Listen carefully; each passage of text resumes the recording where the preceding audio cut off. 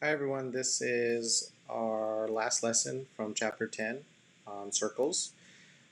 This topic is tangents and arcs, which we've seen both of these topics before, but as all the other lessons, you probably noticed we're just looking at the relationship uh, of these different topics within a circle.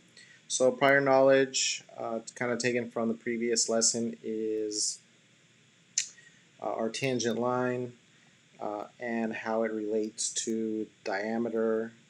Noticing that we get a perpendicular angle here. That's something just to remind yourself of point of tangency. That'll come up a little bit in this lesson as well. All right, so moving forward, the next two or three problems actually have to do with just kind of understanding maybe a real life problem situation. In this case, we have a satellite that's orbiting the planet, um, Earth, or it could be any planet. And so, what we're looking at is if we do have a planet that has a satellite that's going around it. The question is, when the satellite is up in space, how much of the planet does it actually get to see? So if it looks straight down, it could see this directly below it, but it could also see a little bit to the side. So at what point can it no longer see the planet? So if it's looking in this direction, it's probably not going to see the planet, right? So we're looking at um, trying to figure out how does the distance from the planet affect how much it could see. So how is the satellite's distance from the planet related to how much it can see of the planet? All right, so uh, let me just sketch in some lines here. So on the first satellite, if it's looking at the planet, uh, the furthest it's going to be able to see is probably going to be somewhere over here. Same thing with in this direction. And so if you notice, what we're looking at is really a tangent line. So this is the tangent lines we've been talking about. So all this area that we see is what the satellite has. Is its visibility. All right. So if we move this satellite, if it goes further out, if it's orbiting farther away, does that change what it could see? So obviously, it could still see straight down. You could still see this point, but you might also, it might be hard to tell, but it could actually go a little bit further, right? So if I draw in those lines, so let's see if I could sketch these in uh, something like this. So it's going to see about here, and then maybe in the other direction, it's going to see somewhere around here. Right, so uh, you'll notice the visibility, right? If we have a tangent line from the satellite to the planet, you should notice that there's a bit more visibility, right? So this arc is a bit larger than the original satellite. Okay, so how is the satellite's distance from the planet related to how much it can see of the planet? Well, it looks like if it's further away, it could actually see more. Now, is there a limit to how much it can see? Well, is there any way it's going to be able to see the backside if it's on this side of the planet? No, right? So there's going to be some limitations, and most likely it's going to be as far as probably as close as we could get to a diameter, which would cut it in half. So that would probably have to be very far away in order for us to get close to that. All right, so that's kind of the basics of what we're looking at.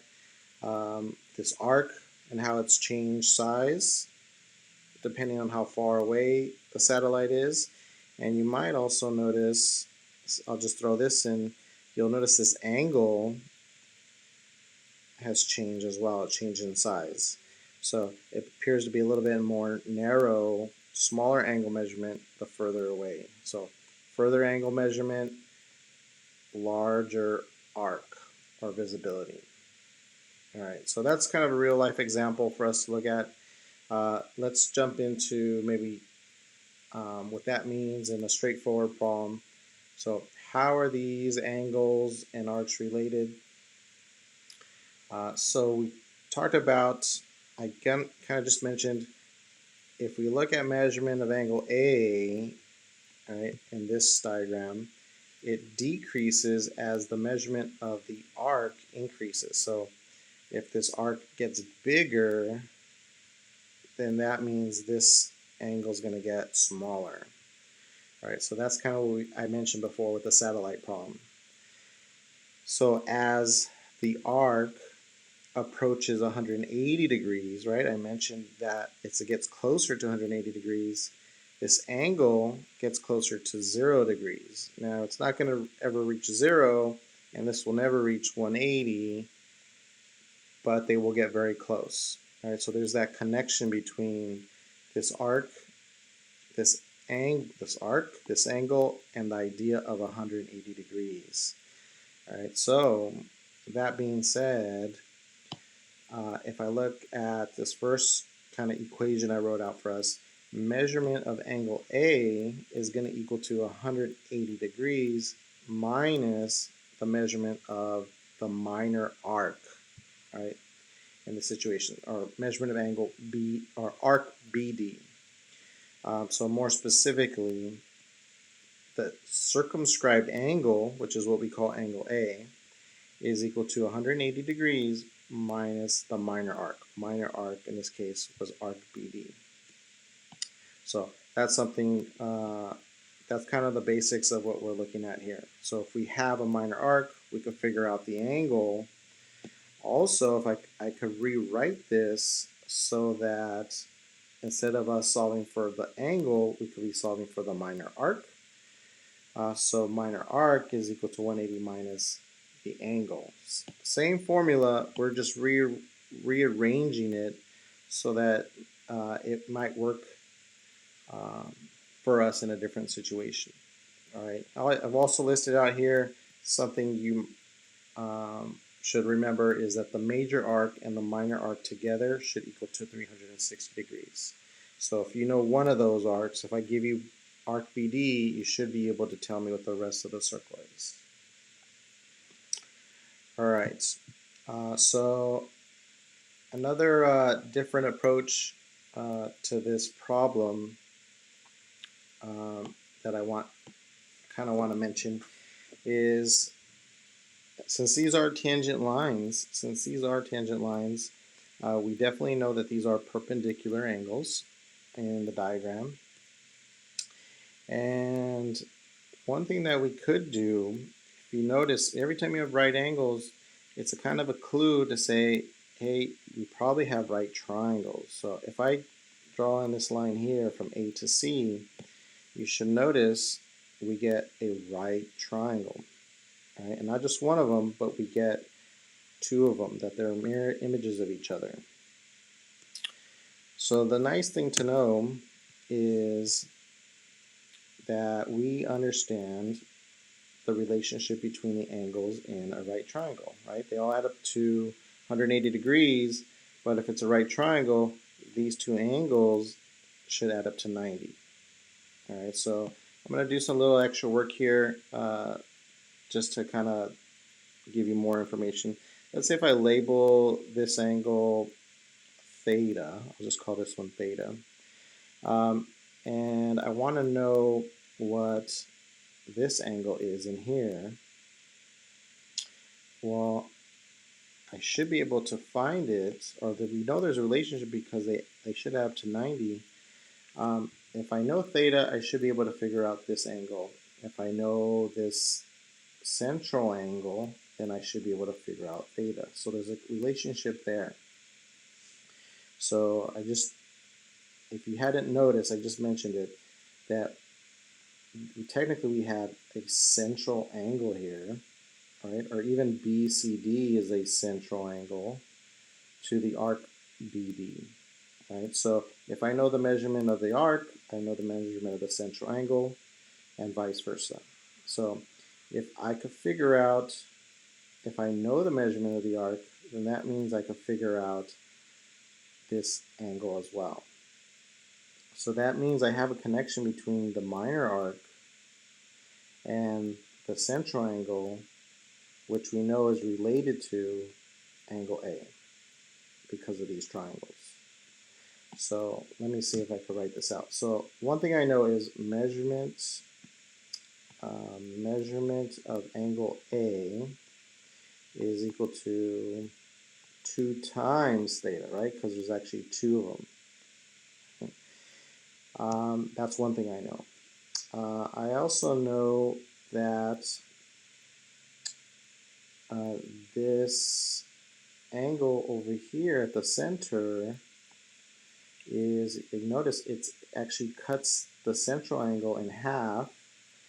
So this is actually, I'm going to write this as, I know theta is going to equal to 90 degrees, right? Because this angle and this angle should add to 90 degrees. But this one specifically is going to be minus measurement of arc BC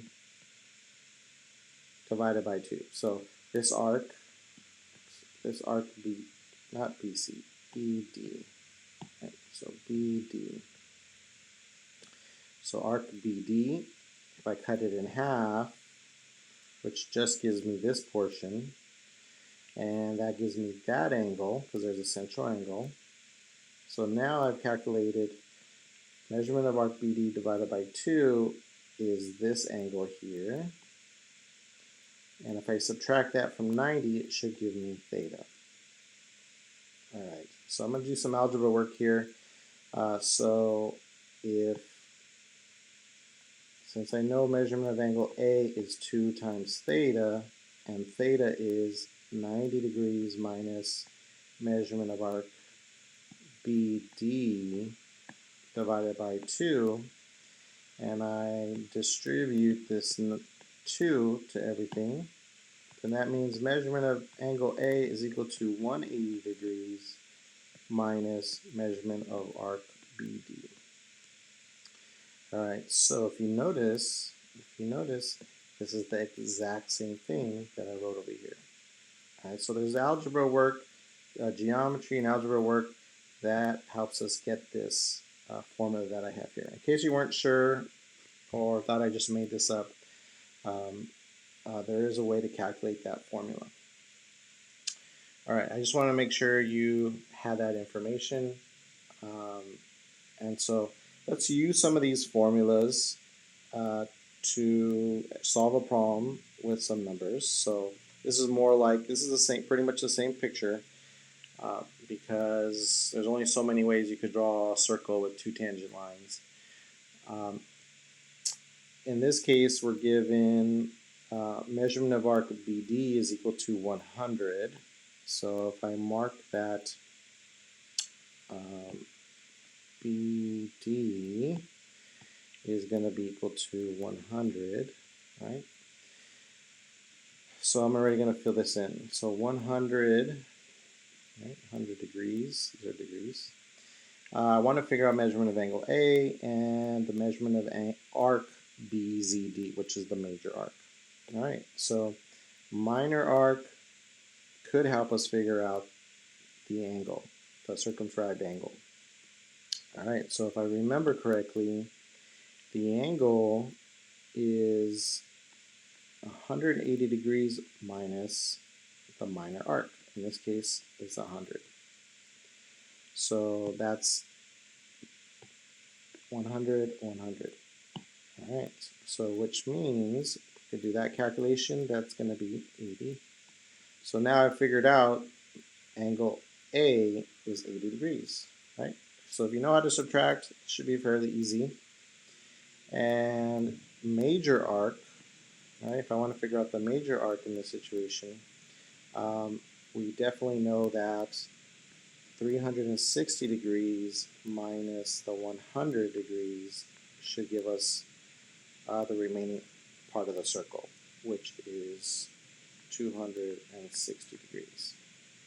All right, so there we have our work. So angle was 80 degrees, and the major arc was 260. All right, so let's try this again. Not given the arc, but perhaps we're given the angle measurement. All right, so if measurement of angle A is equal to 30 degrees, so let me fill that in, so 30 degrees. We want to figure out the minor arc and the major arc. Right, so we already have the measurement of angle A given to us. So, like before, the minor arc and the angle are related by 180 degrees. So 180 minus 30 degrees, which is going to give us to 150 degrees. And then with the major arc, we could go 360 minus the 150, which gives us 210 degrees.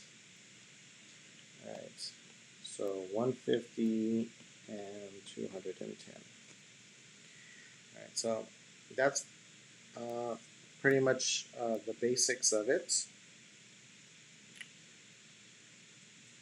There are other ways to calculate, to go straight from angle to major arc, but this seems to be one of the simplest ways for us right now. You might want to play around with the relationships here.